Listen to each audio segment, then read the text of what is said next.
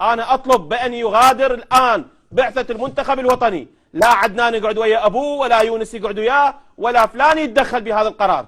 طلب جوازه، اترك اللايكات، اترك التعليقات، اترك هاي أمور طشة، هاي مال التيك توك والتعليقات والمواقع ما تليق بكم. انتم قادة، لو تكون قائد لو تروح وتترك المنتخب الوطني. انت لا مدرب ولا انت لك علاقة، انت التهي حبيبي، روح افتر، خلي لك واحد ذيل وراك يفتر يصور بيك، انت التهي بهاي الامور. امور المنتخب اتركها للمدرب وهو اعرف بادواته. غير هذا الكلام بعد ماكو. اما انت ترجع دانيلو فوالله والله والله راح تدفع ثمن هذا القرار باسرع وقت، والمنتخب سيدفع الثمن وفي وقتها ما راح يفيد الندم.